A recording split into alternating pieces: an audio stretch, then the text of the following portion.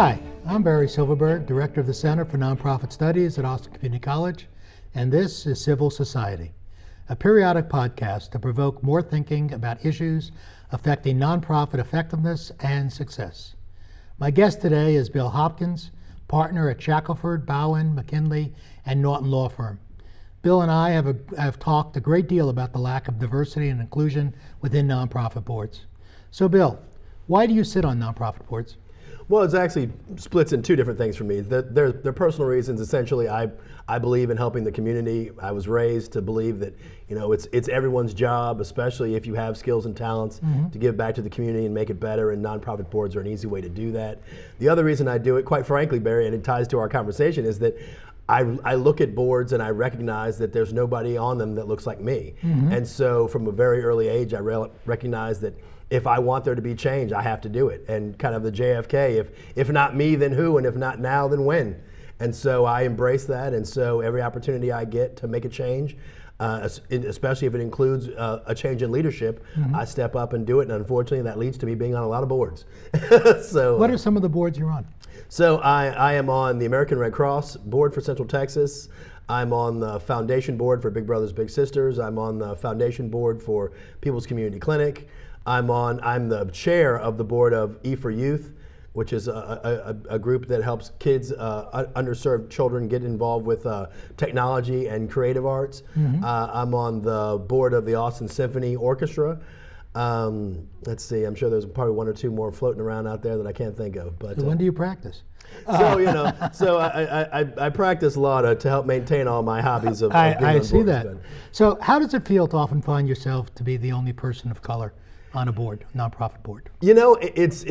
Initially it was pretty uncomfortable, but what uncomfortable in the sense that I was always wondering why. I mean, I've always, being a black professional, you're always going to be one of few. And so it's never been a situation where I was personally uncomfortable for me, but it's uncomfortable recognizing that especially over the years that I've done this, that nothing has really changed. That I haven't seen, it's one thing when you kind of start things and then all of a sudden everything changes and you look around and go, wow, this is great. Everyone showed up to the party. But it's been very disheartening on some levels to see that, I've been the only one on some boards and having been on those boards 6, 7, 8, 10 years, I was still one of 2 or 3 out of 15 or 20. And so that's a little depressing. So why do you think that's the case? Not that you're depressed. No, points well taken. My therapist and I are sorting through that one. But why there's so few people of color on board? Yes, sir. So, I think it's interesting. It's a very and there are a lot of organizations out there wiser than me studying it. But from what I've seen, it's fascinating in that it's a fundamental disconnect between two well-intentioned sources. So you have the nonprofit organizations that if you were to talk to them would tell you, we fully believe in diversity, we would encourage diverse people to become involved in our leadership. We just don't know where they are, we don't know how to find them, we don't have them in our ready-made circles. And then if you talk to the actual diverse individuals, they also typically voice a desire to help society, a desire to get involved, and a desire to plug in, but they're not aware of what their opportunities are, and in some cases, depending on the board, they're concerned that they might not be welcome on those boards because of their stereotypic views or what they understand those boards are about. So what do you think can be done to increase the number of people of color on boards?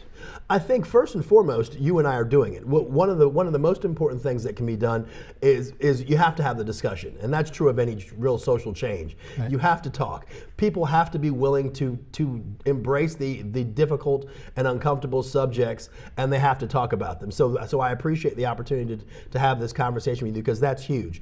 But once you have the conversation, I think we need to get those two factions, the nonprofit organizations and the people that want to serve, in a place where they can talk together, because obviously that's the bond that we want to create. We want to the degree that the nonprofit organizations don't know where to find these people, we need to create pipelines and resources so that they can find people of color that can plug into those spots. To the degree that the people of color and the diverse individuals want to plug in, we need to find a way to educate them and to remove some of the stereotypes and some of the barriers, some self-imposed, some that may be culturally imposed, and help them plug in where they want to, and really just bringing those groups together.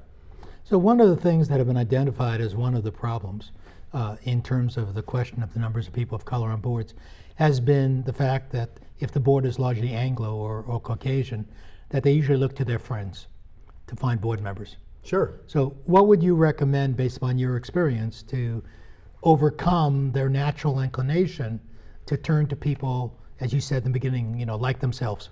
Right.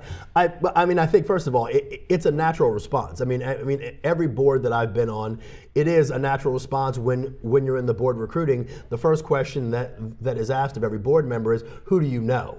Well, necessarily that limits the pool to the people that I know, and those are going to be like-minded, arguably, with regard to people that are in my circle. I think that one thing we have to do is we have to embrace that that's still a viable way to recruit board members, but it shouldn't be the only way. And I think that's part of the problem, that boards have used that as their primary and in some cases only resource for recruiting. And so it gets back to the pipeline comment that I made earlier. And there's a group called New Philanthropists out there that I think is going to do some great work as to creating an actual pipeline that we can point people to, nonprofits to, and say, if you don't know where to go, this organization is going to help you get there. Right. So you have the podium here. Sure. What would you like people of color to know, and what would you like the Anglo community on boards and people of color who want to be on boards? What would you suggest would be a way to get onto a board? I think the biggest thing, and once again, to me, this is the concept of social change. Frankly, for me, is the most important thing that anyone can do in any scenario like this is take action.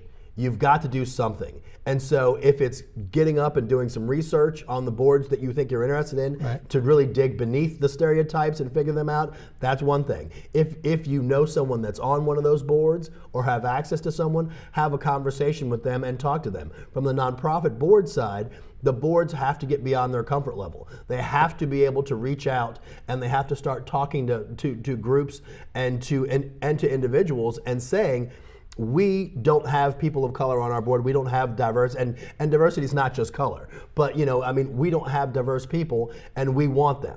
And so they have to be willing to kind of open themselves up to what could be public scrutiny with regard to, we admit that we're, homogeneous and we have a desire to diversify that.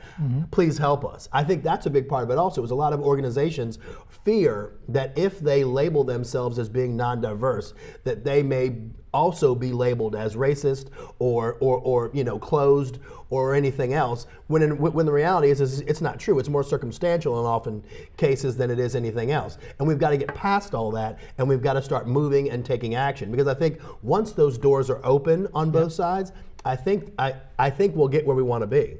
So your feeling is that in most cases it's not intentional, it's circumstantial, is what you just said. I think that's right. I think that's right. You hear a lot of organizations talk about the concerns they have and the issues that prevent them. For example, one is financial resources. You'll hear people say, well, we would love to have diverse people and people of color, but we're concerned because we're a high fundraising board, and we're concerned that they can't make those contributions. In fact, I just heard that the other day at a meeting. And the reality is that there's just no reason to believe that that's true. Right. There are certainly very, very wealthy and very successful people of all levels of diversity. And the fact that these boards, and the comments I've made in these board meetings are, is their money any less spendable than anyone else's? Yeah. And if it isn't, why are we leaving it on the table? Good question. So my last question to you, and we have just a little time left, is, in your experience, you mentioned that you've been on some of these boards for 8 years and so forth. Is the discussion of diversity and inclusion an active discussion, or is it kind of like under an undertone in the meetings?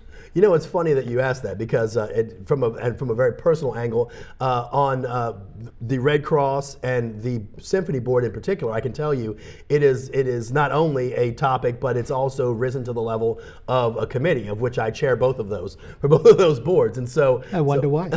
Well, let's hope that's not the only reason. But certainly I can tell you that every board is recognizing that diversity is a crucial factor, and most importantly, even if you take all of the emotion, all of the morality and the ethics out of it, they're leaving money on the table. That's right. And money talent. speaks to everyone. That's And right. Money, talent. And talent, talent. ideas, creativity. They're leaving so much on the table if they don't reach beyond their comfort level to tap into these people. And I think that is resonating to these groups, and that's what's getting them to the table and going, even if we don't care about anything else, we certainly care about that. money. That's right. Yeah.